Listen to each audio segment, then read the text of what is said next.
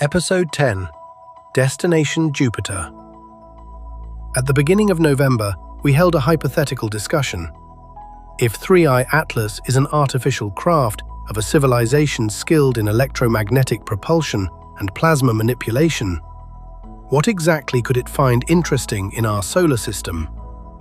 The discussion was purely theoretical, unrelated to observations, and not at all an attempt to predict intentions. Just a physical engineering analysis of what could attract an advanced system toward us. At the end of the discussion, we summarized two possibilities. 1. It is their Voyager that is, a probe on a long survey, making minimal trajectory corrections to exit later on an interstellar path, and not particularly interested in any object in the solar system. 2. It is heading toward Jupiter. And here the interesting part began. We asked, if it's a craft based on electroplasma propulsion, what could be a useful target for such a system? Why Jupiter? Physically, Jupiter is the largest resource reservoir in the nearby environment. Hydrogen, H2, excellent raw material for plasma systems and ion acceleration. Helium-3, a sought-after isotope for fusion technologies and advanced plasma reactions. Enormous magnetic field. Enables electromagnetic interactions on a scale unmatched by any other body in the solar system. In simple terms, if a civilization uses plasma-based propulsion and EM fields, Jupiter is the ideal refueling station. And what about Ganymede? Ganymede is one of Jupiter's moons, the largest in the solar system, and the only one with its own internal magnetic field.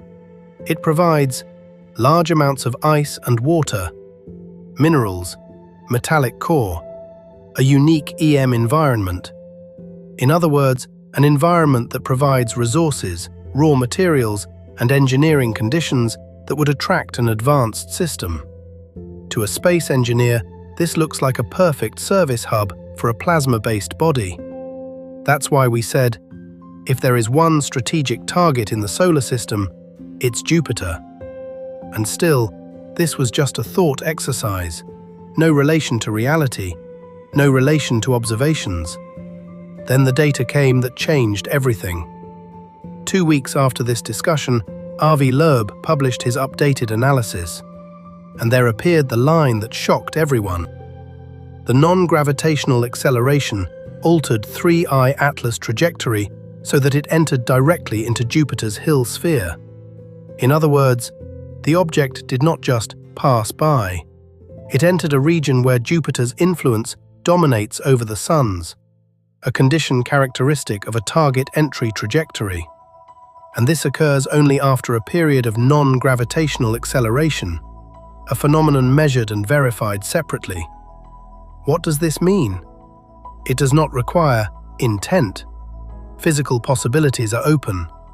Gravity assist, trajectory correction, refueling, material collection, or a convenient exit path from the system. But the fact that the trajectory converges on Jupiter after a series of anomalies turned our hypothesis into a data point that demands scrutiny. Is this the final target? It's too early to know. The stage where the true intent, if it exists, will be revealed, will be after the object's passage through the Jovian system. According to the dynamic model, the month we will know for sure, March 2026. Entry, flyby, trajectory change, approach to a moon, or direct exit. The path itself will tell the story.